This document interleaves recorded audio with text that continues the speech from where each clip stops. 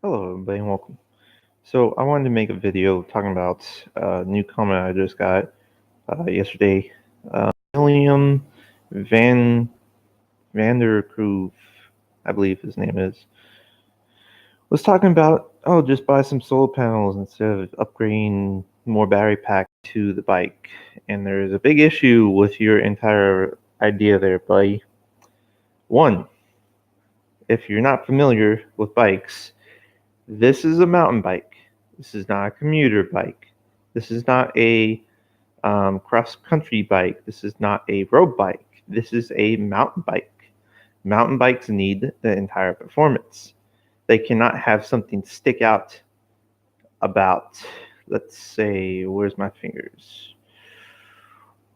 Trying to get this correct. Flip my hand over. So they can't stick out like this, like that far out from behind. Two,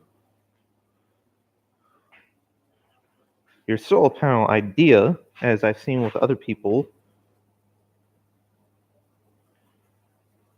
the rear ability for the rear tire, let's see if I can get this correct, straighten this, would be that far out. Yeah. So your idea does not work.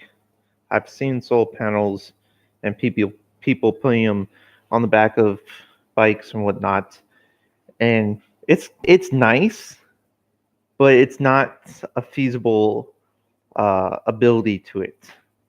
And it's you also don't get the ability that you need to convert it from its power ability.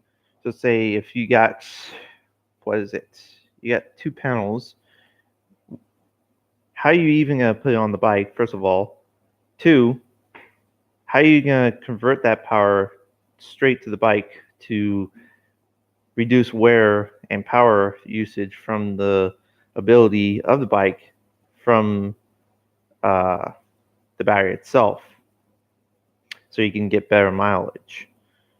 And three, you probably have to use a generator to convert the voltage from 12 volts, which most solar panels are equipped with, to 36 volts if you're going to recharge the battery off of it or run it in general. So that means you have to have a small portable generator to convert from such and such. And again, like I said, with the sizing, it's just way too big. It's not going to fit for a mountain bike. So the rack system is going to be bolted onto the bike itself, and it's going to be pretty narrow. So it's not going to be any bulkier than having it just slightly, where's the back tire ability? Right there. That's as far as it'll go from the back tire for a rear mounted battery pack system. That's it. And it's going to be as narrow with the bike itself to be equivalent with the performance of it.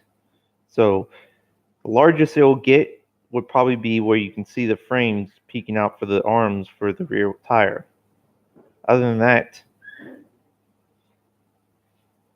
it's not going to be like a sore thumb like most panels that you would get for the ability to charge. Because I know what most people do, and they get those big, giants, like thin, like the kind of flimsy, thin 200 or 100 watts panels. They're like just basically a sheet you lay down the floor, and then you have a little cable, and it's super huge. It's like one of those ones that you mount on your roof, but it's not one of the metal uh, post kinds. It's just it's just a little flimsy sheet. That's cool, but your ability to charge and everything just doesn't exactly work out. I mean, to get better about battery ability, yeah, the solar idea is nice. That's why I'm going to get a rack, because That way I can put my cargo stuff in there. And I already have two Goal Zero Nomad 20s, which gives me equivalents of 40 volts of power input at 12 volts or about 18 volts, I believe. So I can recharge any of my little battery packs I have. So that will give me about 2 hours of charging, 3 hours of charging off of a Sharpa 50. Sure, it's not going to be that much to be able to charge the battery pack itself, but if I'm camping or such forth, that's a large feasible ability to recharge your power ability right there. But you don't want something sticking out like a sore thumb on a mountain bike. If it was a road bike and you weren't really like too flabbergasting about the entire size of your bike and how much it sticks out on your butt and whatnot, or maybe a cruiser or something like that, yeah, heck, go for that.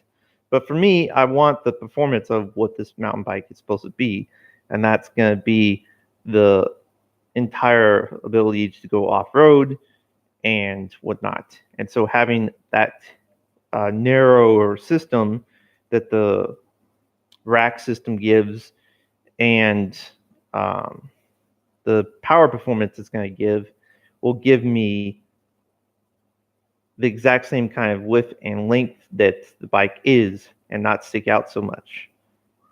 And it will give me a lot of mileage. I mean, I'll probably get 60 to 80 miles of distance from that power ability from the bike and the rear rack system. And heck, if I even want to upgrade more, I can put a front rack or a little bag on top of it because I have one of these little Iberia panners. So I can just put that on top, put a couple batteries in there, and boom, even more distance and range. Or I can flip this over and put a small little water bottle battery right here if I wanted to.